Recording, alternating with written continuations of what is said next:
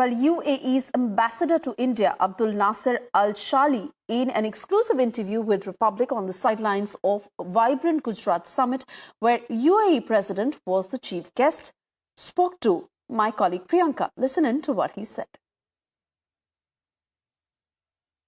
Going great. We were promised a very special welcome and reception, and special we have seen.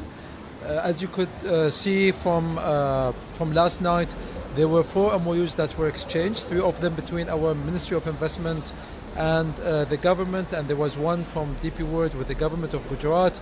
So the interest from our businesses, from our investors is there, and it's going to continue to grow in the near future. Specifically of the CEPA Council, if I could ask you about the announcements that are being made and also the way forward, and in terms of the verticals that are also going to be focused upon.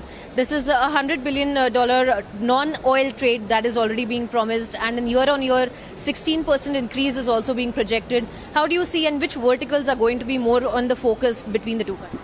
Well, if you look at the numbers, we are today India's third largest trading partner. We are the 4th largest investor in India, and we are the 2nd largest export destination. And this has grown significantly over the past years. CEPA has given it this shift in terms of momentum, and the CEPA Council is going to make sure that we institutionalize what is going on in terms of the relationship, especially at the small businesses and the medium businesses level. For the MSME sector specifically that there will be a focus on. There have been statements being made of the skilled labor and the visas that will be given to the Indian skilled labor till 2030. About 14 lakh is the figure, if I'm not wrong. What is that going to look like going forward, and how far have we reached? What I could tell you today is that we want to make sure that it's easy for Indians to travel to the UAE, to be able to live in the UAE, to make a living in the UAE, and to be able to continue to join the UAE in growing its economy, which has been the case historically, and we want it to continue to be the case in the future. Also, if I could ask you about the trade, that is deals that are going on between the two countries, the dialogues that are happening, specifically of the central banks as well, because here in India as well, there were several ministers who made those statements that the rupee trade might be possible, and ministers from your country as well have made these statements of UPI that has facilitated this kind of trade, ease of trade as well. So where has that conversation?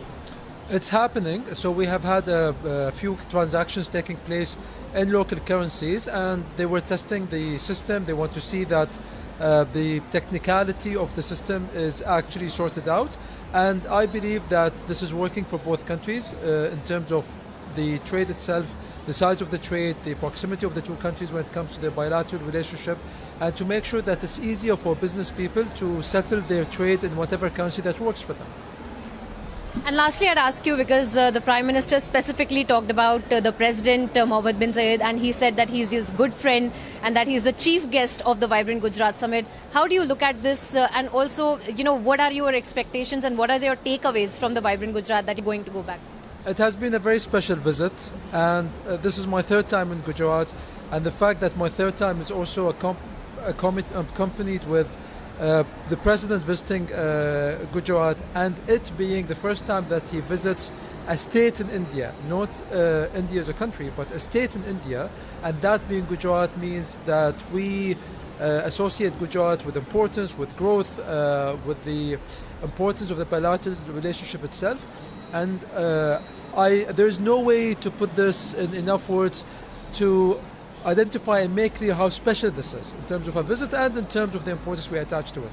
And I hope that this will always be the case in terms of the way we see India, in terms of importance and in terms of a close strategic partner to us.